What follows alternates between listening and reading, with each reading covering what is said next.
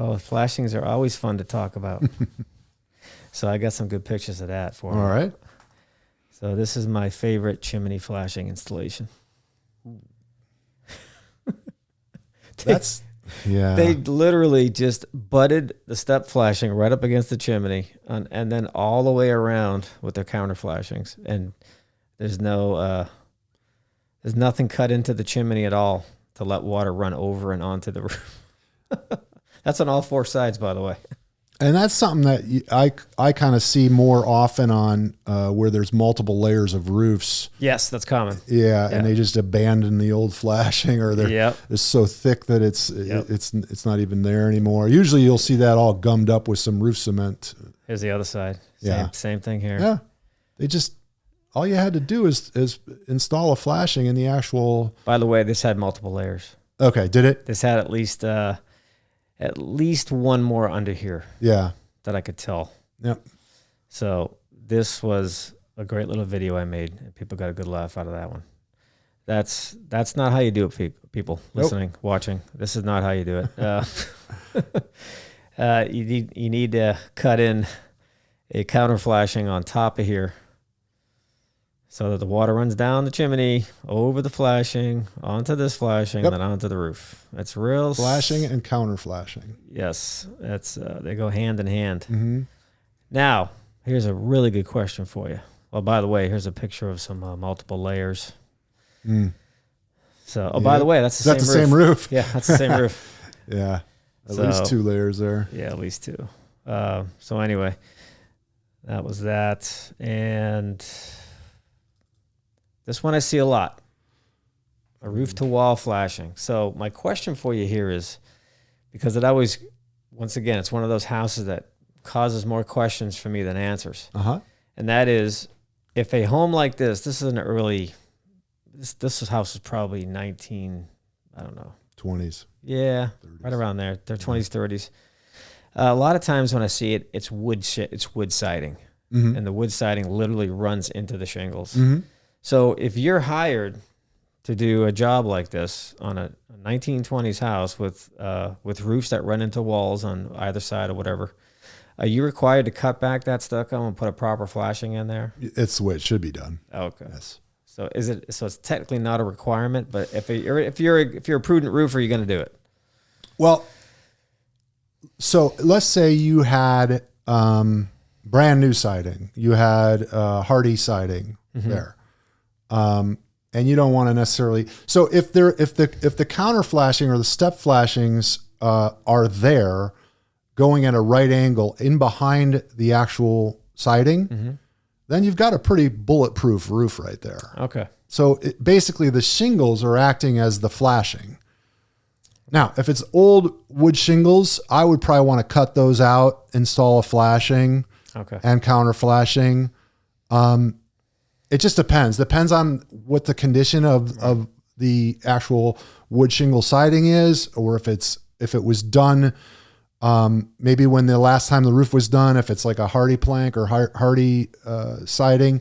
If they did do the flashing and they still are in good shape behind the actual siding, then I would say, I don't know if I'd want to cut into that siding and put in some kind of flashing, there. Okay. So it's per application. If you rip it off, but this is with this photo. This is an easy install to put a flashing over that into the stucco. Yeah.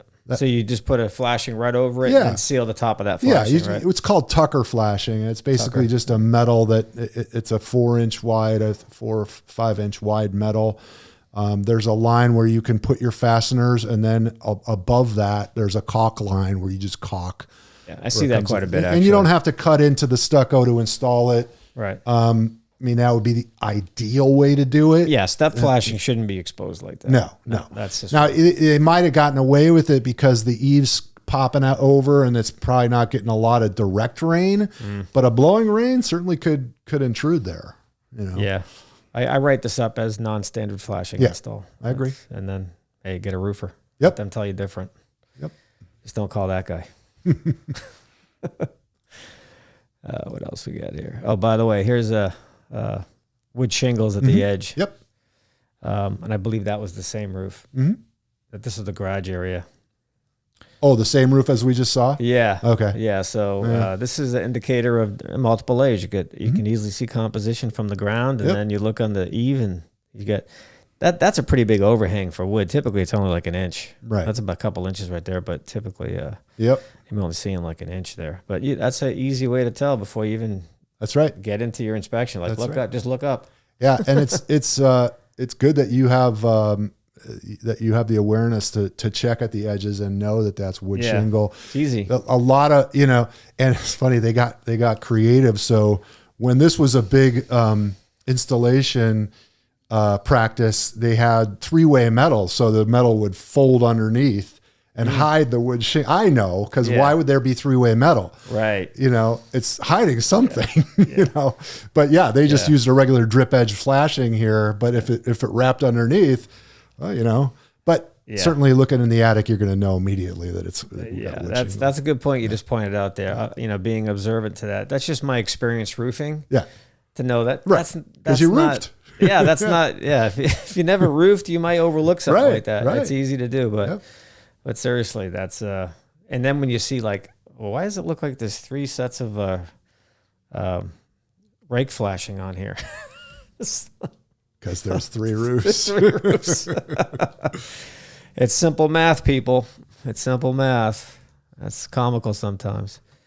And I got that. Talked about that one. Yeah. Okay. That's it for photos for now. So here's a good question for you. If we look at this chimney again, we're going to go back to this mess of a flashing here. Whose job is it to properly flash a chimney to a roof?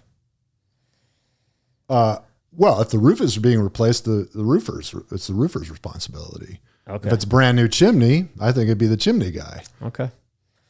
All right. So as a roofer, you don't have to bring in a chimney guy to do these not things. For something like that. You guys are trained for that. Yeah, you guys know how to do all that stuff. Yep. Okay. That was a question I always had with that. So, yeah. Same with crickets for chimneys. That's something a roofer can do. So what's the requirement on that not these days? So 30-inch wide or more, you're supposed to have a cricket. 30 or more. Okay. 30 inch or more. You should have a cricket, which is basically just a water diverter on the high side of the chimney that's going to take water around it. Let me pull up a cricket so no one thinks it's that little green thing. Yeah. And there's times when it's, more critical than others. If you have, if the flashing is installed really high with respect to the roof level, then a cricket's maybe not quite as critical to have. But that's perfect. So here's a picture of a chimney cricket, not Jiminy Cricket, a chimney cricket. They do get confused a lot. Yep. So basically what Chris is describing is this what looks like a little roof in between the roof and the chimney. It's just so, water doesn't build up behind there, because that's a good way to get a lot of rust and corrosion on that chimney roof flashing, and it turns into a leak eventually. That's right. And high winds, high rains, that can all contribute to that. And if it's not flashed right in the first place, well, it's just not flashed right. Mm-hmm. And here's one that's being constructed. There's a good picture of that. So they're just building like a little framing member there. Yep. And they're going to cut in their step flashing and counter flashing over here. So yeah, that's an important thing there to have in place. Sometimes I see chimneys that are almost like 5 feet wide, and they have no crickets. Right. Yeah, it's pretty crazy. Yeah. So, yeah, and it's one of the most. Roofs. What I think I kind of bring to the table when I'm doing inspections is that I've been doing this almost 30 years in California, and I'm the guy that goes out when it rains and deals with clients and leaks and warranties and new clients that have leaks. And one of the most common places that the roof wants to leak is at the chimney. So if you don't have the right flashing installation, a cricket installation, if it's required, if it's not all buttoned up, that's a very vulnerable spot on the house where it's going to want to leak. Yeah, any roof penetration has the ability to become a leak. That's right. So it's just picture building your house with a roof with nothing sticking out of it. Nothing. No vents, no chimneys, no skylights.